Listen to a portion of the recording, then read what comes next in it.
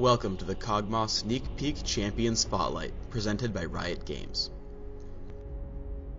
Kog'Maw is a hybrid ranged DPS champion. He has very strong long-range spells and a few great attack abilities aimed specifically at destroying enemy tanks. His first ability is Caustic Spittle, giving him armor penetration, and activates to deal damage to a single target while also doubling that penetration. Second comes Bio-Arcane Barrage, which modifies Kog'Maw's attack to significantly increase his range and deal bonus damage based on the enemy's maximum health. Kog'Maw may also cast Void Ooze, which is a long-range damage ability, leaving a trail of ooze that slows enemies who stand on it. His ultimate is Living Artillery, which is an extremely long-range mortar-type attack. It has a low cooldown, but the mana cost increases very quickly if you cast the spell again within 6 seconds. Think of it like Cassidon's Rift Walk. Lastly, his passive, Acathian Surprise, turns you into a living bomb after you die.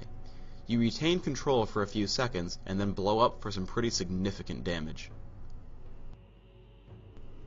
My runes are set up as a caster: Magic Penetration, Mana Regeneration per level, Cooldown Reduction, and Health. My masteries follow a standard 9-0-21 build, making sure to take Improved Exhaust and Improved Ghost.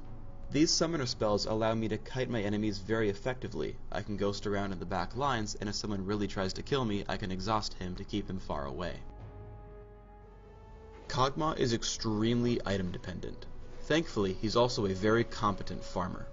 Starting at level 6, you want to employ a combination of Void Ooze and Living Artillery.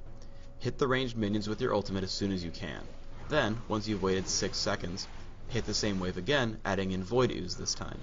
Thanks to your runes, masteries, and Chalice of Harmony, the mana cost should be no problem.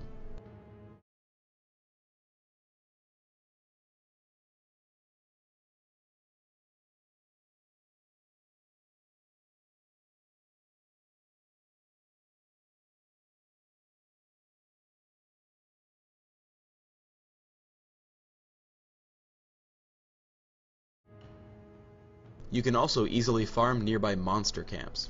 All but the hardiest of wraiths will fall to the same combo, and with a little extra effort will result in a lot of bonus gold. Remember to cast the ultimate first, so that the wraiths don't evade the area of effect. Scion and I head top to gank. Always be sure to come in behind your tank, and allow your teammates' crowd control spells to land easy artillery shots. As Kayle turns invulnerable, remember you can always slow targets with Void Ooze, even if you can't kill them.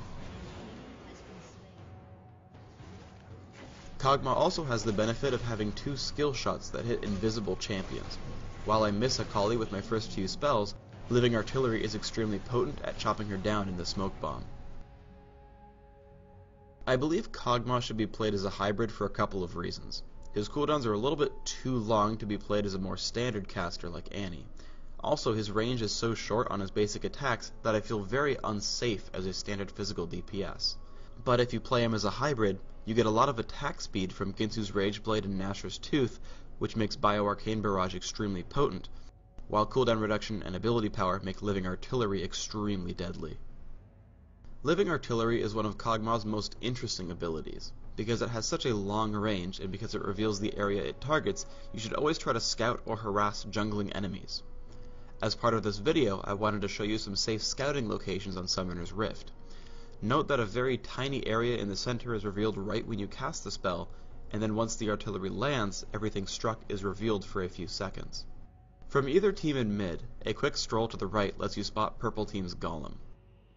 Next, Purple Team's Lizard. This should be a pretty safe location to shoot from.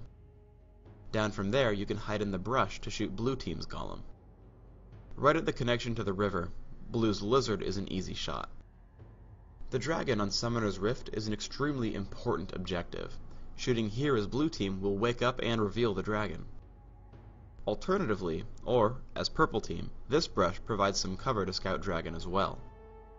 Finally, there are a few key locations for scouting Baron Nashor. Scouting him properly is extremely important. Baron Nashor is immune to debuffs, so you can only reveal him with a tiny reveal at the beginning of the spell. Here's a safe location for Purple Team, or generally from mid. Another approach is the extremely safe brush above Baron. Again, you must hit him exactly or you won't learn any information at all. Finally, we have a somewhat unsafe but convenient brush in front of Baron, in case you and your team are rushing forward and aren't sure about his status. Here's a mistake no one should ever make, especially Kog'Maw because he has no escape mechanism. I've pushed all the way down mid to the second turret without a single enemy champion accounted for. If you are ever out of position, Void Ooze can be your friend and maybe save you by slowing enemies, but generally you should realize that positioning is your best friend. One of Kog'Maw's greatest strengths is in his synergy between Void Ooze and Living Artillery. Here, I know that I can keep Akali pinned to one location and kill her. Using Bio-Arcane Barrage and Living Artillery, I can also make short work of Gragas. Again, I'm sure to stay far behind my tanks and use range to my advantage. I chase Janna and Gragas out of mid. However, due to the extremely long range of Living Artillery, Janna's not safe yet. I force her to turn around with one shot, but she realizes she can't win a fight against me and tries to leave. Void Ooze, Living Artillery, and Bio-Arcane Barrage break through her shield and over 900 health. Afterwards, their Gragas gets clumsy and succumbs to Caustic Spittle. Normally, I don't use the ability much because I love abusing Kog'Maw's long range, but in this case, I clearly have no choice. Once again, I want to show the virtues of Living Artillery. Because of its short 1-second delay and extreme range, your opponents will often have to juke the shot before they even see it.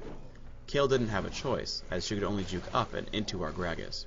I think Akali just didn't realize how far I could really shoot.